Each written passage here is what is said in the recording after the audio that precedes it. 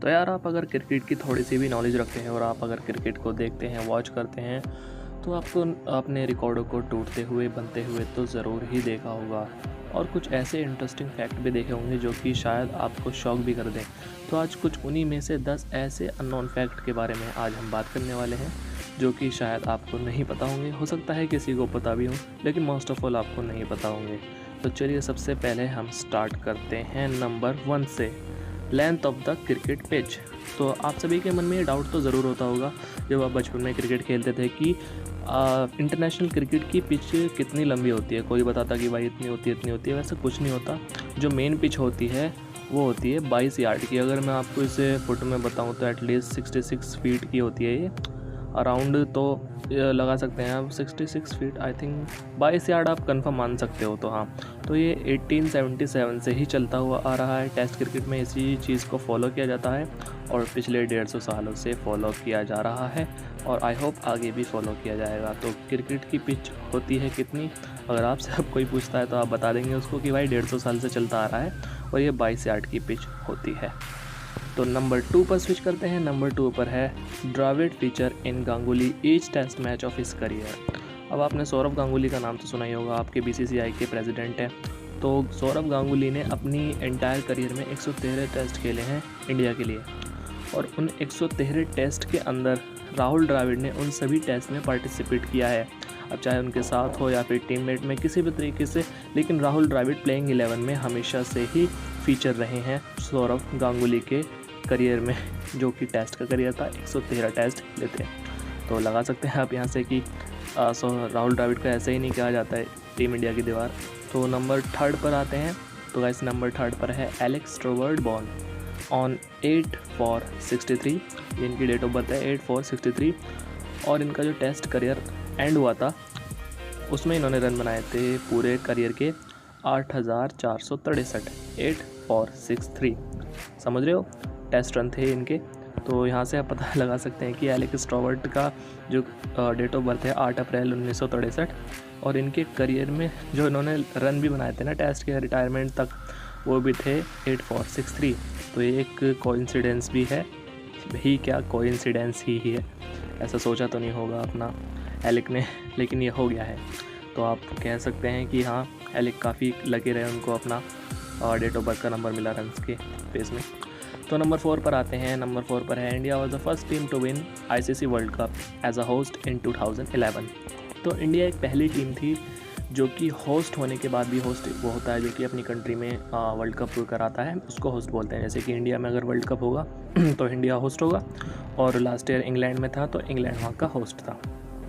तो इंडिया एक ऐसी पहली टीम थी जो कि होस्ट होने के बावजूद भी अपना वर्ल्ड कप जीती थी। पहली बार ये हुआ था, पहली बार ये होता 2011 में। इसके बाद से ऑस्ट्रेलिया ने 2015 में होस्ट होने के बावजूद भी जीता, और फिर आपने 19 में देखा कि इंग्लैंड ने तो फर्स्ट टाइम वर्ल्ड कप जीता ही अपना होस्ट में। तो अब लगता है कि होस्ट वाली प्रथा वो फिर से क्या अब शुरू हो चुकी है, क्योंकि जो वर्ल्ड कप आई थिंक मैंने तो अभी देखा नहीं है लास्ट 3 ईयर से कि कोई जीता है। हाँ, तो देखते हैं अब इस साल क्या होता है। इस साल क्योंकि इंडिया ही होस्ट करने वाला है वर्ल्ड कप को, हू नोज़ कि इंडिया फिर से जीत जाए, आई होप सो। तो नंबर 5 पर चलते हैं।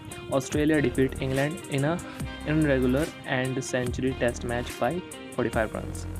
अब भाई साहब ऑस्ट्रेलिया ने इंग्लैंड, तो मैं आपको बताता हूँ शुरू से स्टोरी क्या थी। स्टोरी ये थी कि इंडिया वर्सेस ऑस्ट्रेलिया का मैच था 1977 में। काफ़ी पुरानी बात है, आपको पता नहीं होगी। तो मैच था 1977 तो इससे पहले एक मैच और हो चुका था, जैसे एशेज होते हैं उनकी सीरीज़, तो उसी तरह की सीरीज़ थी, शायद एशेज ही थी। लेकिन 1877 में जो मार्जिन था ना डिफीट का इंग्लैंड का, वो था 45 रन्स, और सेम उसी तरीके का मार्जिन 1977 में जब इनकी सीरीज़ हुई, तो जब जीत का मार्जिन हुआ तो वो भी 45 रन्स ही हुआ। तो बहुत टेस्ट प्ले किए गए थे मेलबर्न क्रिकेट ग्राउंड में, यानी कि दोनों टेस्ट खेले गए थे मेलबर्न क्रिकेट ग्राउंड में, जो कि सबसे बड़ा ग्राउंड है, ऑब्वियसली आप सभी को पता ही होगा। तो ये चीज़ थी, ये भी एक फैक्ट है कि दोनों सालों में 45 रन का ही मार्जिन हुआ टेस्ट में। ऐसा बहुत कम ही देखने को मिलता है। नंबर 6 पर चलते हैं। तो नंबर 6 पर आता है Sachin Tendulkar play for Pakistan before playing for India. Yes, ये ट्रुथ है। सचिन तेंदुलकर पाकिस्तान के लिए खेले थे इंडिया से खेलने से पहले। वो मैं बताता हूँ क्यों।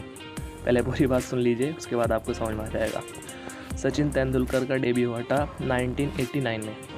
तो उनके डेब्यू से पहले जब कोई नया प्लेयर होता है, कहते हैं उसको 18 आई थिंक, हाँ 18 में थे सचिन तेंदुलकर, तो और भी छोटे थे। तो उससे पहले उन्होंने पाकिस्तान में बर्बन स्टेडियम था वो शायद से, हाँ वही था, 1987 में पाकिस्तान की तरफ से सब्स्टिट्यूट प्लेयर की तरफ से खेले थे सचिन तेंदुलकर। अब वो एक वार्म अप मैच था, तो इसमें इतना कोई वो होने की ज़रूरत नहीं है। दोनों टीमें गई थी अपनी सीरीज़ करने के लिए। तो सचिन, पहले हम खेलते नहीं थे बचपन में कि ये उसकी तरफ है, ये उसकी तरफ है, लेकिन टीम तो अपनी होती है ना, वो जब प्लेयर्स कम पड़ जाते हैं। तो इसी तरीके से यहाँ पर हुआ था, सचिन को उधर कर दिया गया था। तो बस यही है। वैसे सचिन मेड इन इंडिया है और इंडिया के लिए ही प्ले करते हैं, और ऐसा ही है। वैसे बस वार्म अप में खेले थे, ऐसा कोई वो नहीं है इंटरनेशनल में इनका कोई रिकॉर्ड है, तो इससे कोई इफ़ेक्ट पड़ता भी नहीं है। और नंबर 7 पर आते हैं, shortest test ever match West Indies versus England was played in Antigua. ये 2009 की बात है, जब वेस्ट इंडीज़ का सेकंड टेस्ट हो रहा था, जो कि एंड हो गया था। पता है आप कितने ओवर में हुआ? आपको लगा है कि वनडे में, हाफ डे में? नहीं, ना ही ये वनडे में हुआ था और ना ही ये हाफ डे में हुआ था। ये हुआ था सिर्फ 1.4 ओवर में, यानी कि 10 गेंदों के अंदर ये मैच ओवर हो गया था। अब ये सीन क्या था? अब ये सीन ये था, 2009 में टेस्ट सीरीज़ थी वेस्ट इंडीज़ और इंग्लैंड के बीच में।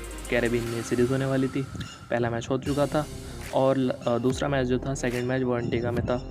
तो 1.4 ओवर के बाद उधर से फील्ड में कुछ वहाँ पर इशू था। अब वो पूरा मेरे को कंफर्म नहीं पता, लेकिन बताया जाता है कि उसमें कुछ ऐसा इशू था कि मतलब फील्डर और बॉलर दोनों को ही वहाँ पर काफ़ी परेशानी हो रही थी रन अप लेने के लिए भी।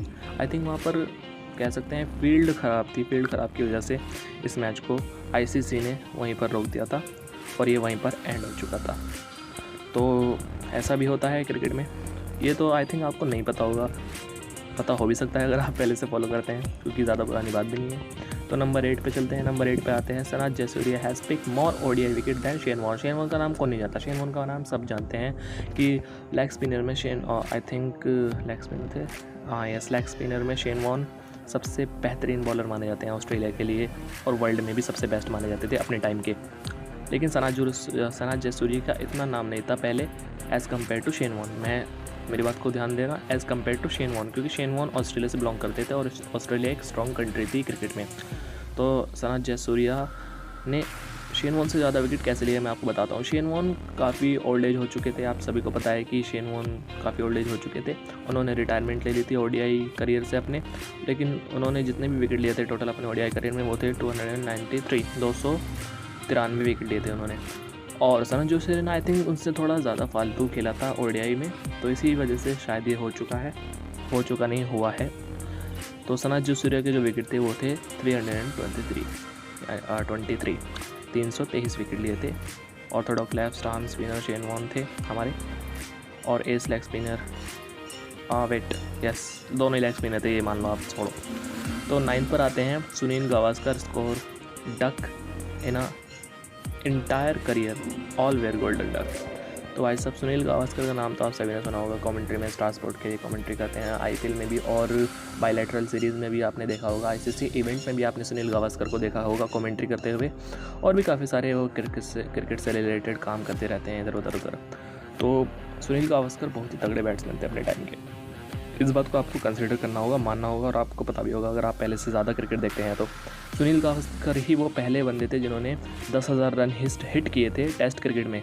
इंटायर टेस्ट क्रिकेट में किसी ने भी 10,000 रन नहीं बनाए थे, लेकिन फर्स्ट क्रिकेटर थे सुनील गावस्कर जिन्होंने 10,000 रन बनाए थे। और गावस्कर ने ही अपने बैटिंग स्टाइल को इम्प्रूव कर काफ़ी अच्छे शॉट्स हमें दिए हैं, और काफ़ी सारे क्रिकेटरों ने दिए, वो तो खैर सबकी मैं बता नहीं सकता, ऐसे बहुत सारे हैं। तो आई होप कोई मीटर हो ऐसा नापने वाला भी, लेकिन सब ने काफ़ी अच्छे शॉट दिए हैं जो हमारे ओल्ड एज क्रिकेटर्स हैं। तो हाँ, हम कहते हैं अपने फैक्ट पर। तो 10,000 रन बनाए सुनील गावस्कर ने, काफ़ी अच्छा इनका करियर था, लेकिन इनके करियर में सिर्फ 3 गोल्डन डक हैं पूरे टेस्ट करियर में। 3 golden duck in his career, test career. तो आप लगा सकते हैं सुनील गावस्कर काफ़ी अच्छे क्रिकेटर्स थे, और लकी भी मान सकते हैं क्योंकि 3 ही डक मिले हैं पूरे करियर में, तो काफ़ी लकी भी थे। तो फाइनल फैक्ट है हमारा भाई साहब विराट कोहली से जुड़ा हुआ। Virat Kohli is the first player to win top 3 ICC award in the same year 2018। अब ये तो सबको पता ही होगा, इसमें मेरे कोई बताने वाली ज़रूरत है नहीं। विराट कोहली ने 3 अवार्ड जीते थे आईसीसी के 2018 में, और best ODI player, best test player, best T20 player, ये तीनों अवार्ड विराट कोहली ने जीते थे 2018 में। तो आई होप सो कि आपको ये वीडियो पसंद आई होगी फैक्ट की। आई थिंक कुछ फैक्ट तो आपको नहीं पता होंगे। आई थिंक मैं बताऊं तो मुझे पिच वाला फैक्ट नहीं पता था, ये मुझे अब वीडियो बनाने से पहले जब मैं रिसर्च कर रहा था तभी मुझे को पता चला। तो बस आज की वीडियो यहीं तक की थी। आई होप सो आपको पसंद आई आपको वीडियो पसंद आई होगी तो वीडियो को लाइक कर देना, शेयर कर देना। अभी तक आपने चैनल को सब्सक्राइब नहीं किया है तो यार रेड बटन है, सब्सक्राइब कर दो और अपनी फैमिली का हिस्सा बन जाओ। आगे भी ऐसी वीडियो आते रहेंगी, तब तक bye, take care and enjoy, bye.